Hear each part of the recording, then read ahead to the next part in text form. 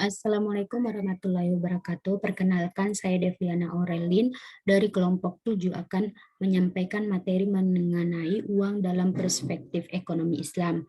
Sini saya sebagai pemateri pertama akan menyampaikan 5 pokok pembahasan. Yang pertama ada konsep uang dalam Islam, yang kedua ada ekonomi makro dengan uang, ketiga ada perubahan fungsi uang, yang keempat ada uang dalam fungsi utilitas, dan terakhir ada time value of money.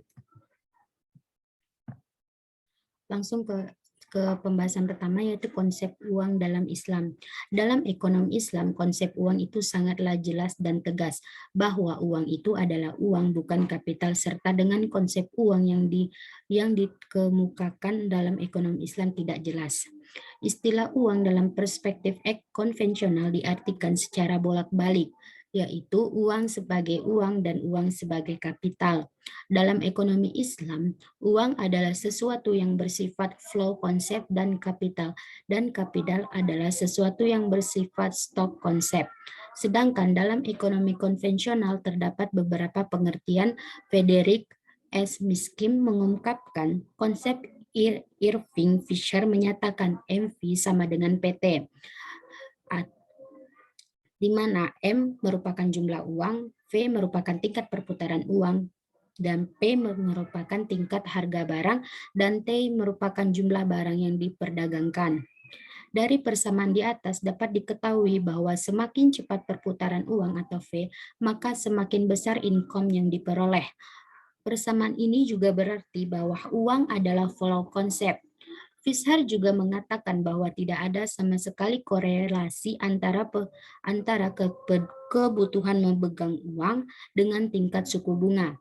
Ini berarti konsep Fisher ini hampir sama dengan konsep yang ada dalam ekonomi Islam, bahwa uang adalah flow konsep, bukan stok konsep.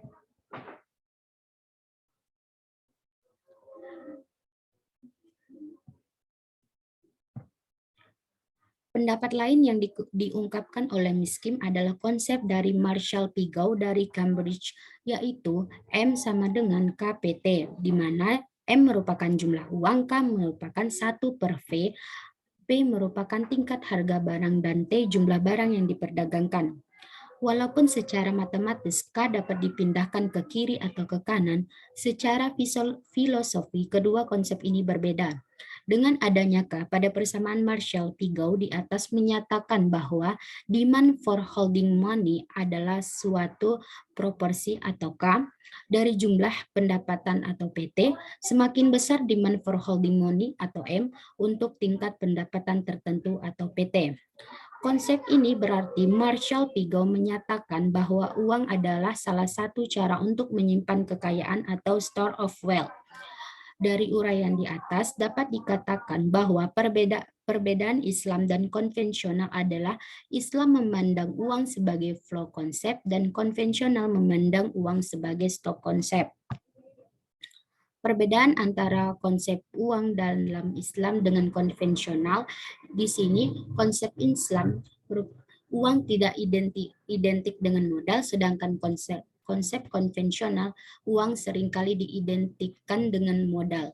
Yang kedua, dalam konsep Islam modal ada private goals, sedangkan di konsep konvensional uang merupakan private goods.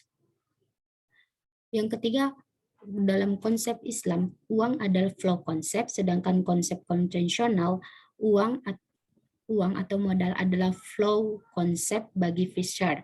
Yang terakhir ada dalam konsep Islam modal adalah stok konsep, sedangkan dalam konsep konvensional uang adalah stok konsep bagi Cambridge School. Pokok kedua yaitu ekonomi makro dengan uang. Menurut Al-Ghazali dan Ibnu Khaldun, definisi uang adalah apa yang digunakan manusia sebagai standar ukuran nilai harga, media transaksi pertukaran, dan media simpanan. Yang pertama ada uang sebagai ukuran harga. Abu Ubaid mengatakan bahwa dirham dan dinar adalah nilai harga sesuatu, sedangkan segala sesuatu tidak bisa menjadi nilai harga keduanya. Imam Ghazali menegaskan bahwa Allah menciptakan dinar dan dirham sebagai hakim penekah di antara seluruh harta, agar seluruh harta bisa diukur dengan keduanya. Ibnu Al-Qayyim mengungkapkan bahwa dinar dan dirham adalah nilai harga barang komoditas. Nilai harga adalah ukuran yang dikenal untuk mengukur harta, maka wajib bersifat spesifik dan akurat, tidak meninggi atau naik dan tidak menurun. Yang kedua ada uang sebagai ukuran harga. Uang yang menjadi media transaksi sah dan yang harus diterima oleh siapapun bila ditetapkan oleh negara, maka perbedaan uang dengan media transaksi lainnya seperti cek, yang berlaku juga sebagai cek alat pembayaran karena penjual dan pembeli sepakat menerima cek sebagai alat bayar. Begitu pula dengan kartu debit, kartu kredit, dan alat bayar lainnya. Pihak yang dibayar dapat saja menolak penggunaan cek atau kartu kredit sebagai alat bayar, sedangkan uang berlaku sebagai alat pembayaran karena negara mengesahkannya.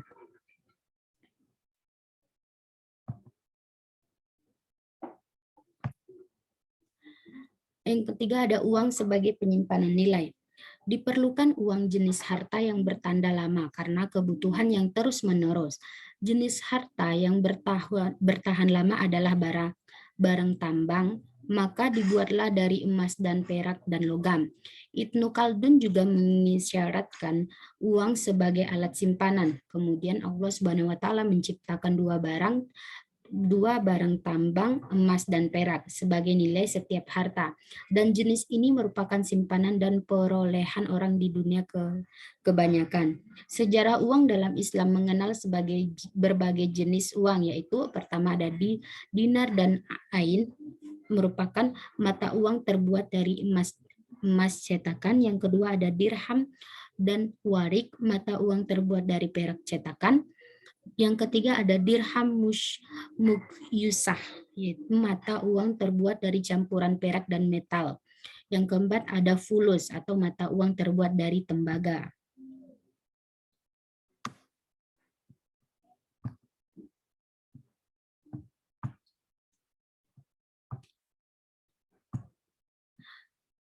Pokok yang ketiga yaitu perubahan fungsi uang. Yang pertama ada uang barang. Uang barang adalah alat tukar yang memiliki nilai komoditas atau bisa diperjualbelikan. Apabila barang tersebut digunakan sebagai uang, namun tidak semua barang bisa menjadi uang.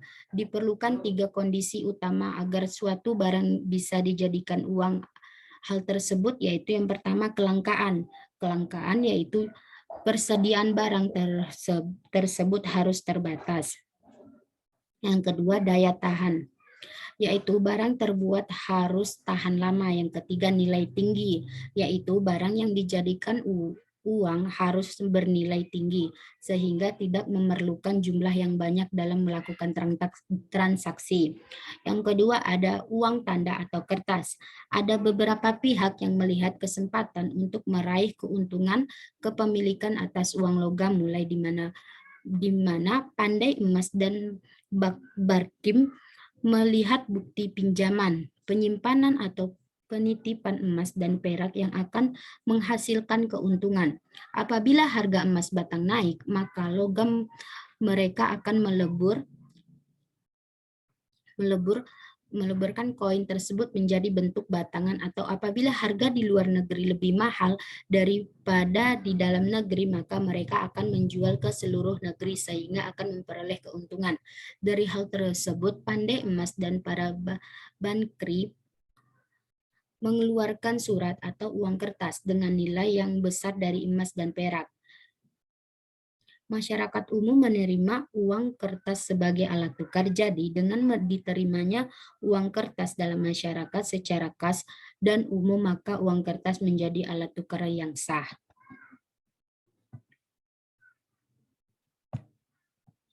Yang ketiga ada uang giral. Uang giral adalah uang giral adalah yang dikeluarkan oleh bank-bank konversial melalui pengeluaran cek dan alat pembayaran giro lainnya.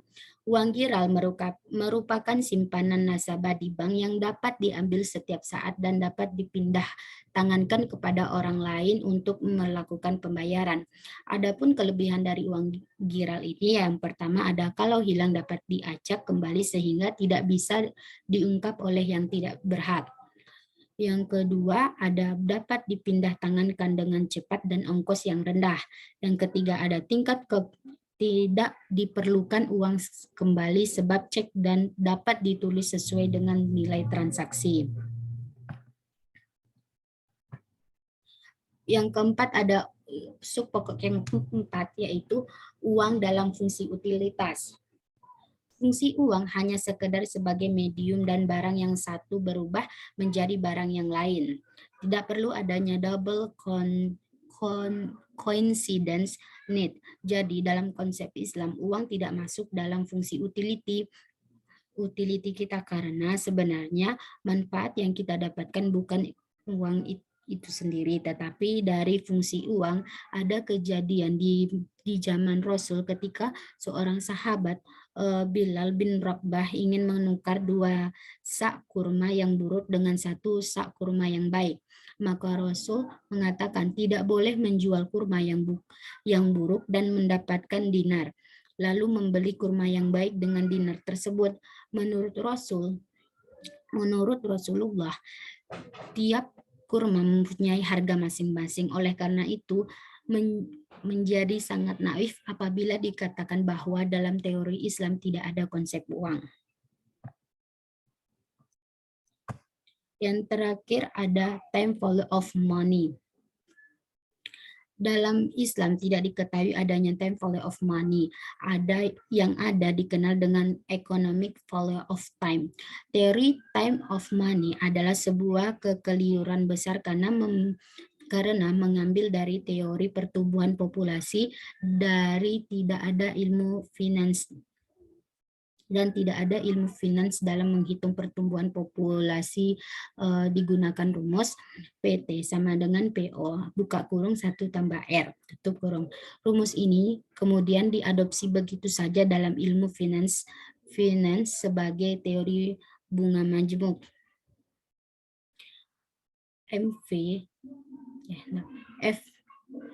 FV sama dengan PF 1 buka kurung 1 tambah R tutup kurung. Jadi future value dari uang dianalogikan dengan jumlah populasi tahun ke-1. Present value dari uang dianalogikan dengan jumlah populasi ke-0. Sedangkan tingkat suku bunga dan dianalogikan dengan tingkat pertumbuhan populasi. Jelas ini keliru besar karena uang bukanlah makhluk hidup yang dapat berkembang biak dengan sendirinya. Sekian yang dapat saya sampaikan. Saya ucapkan terima kasih.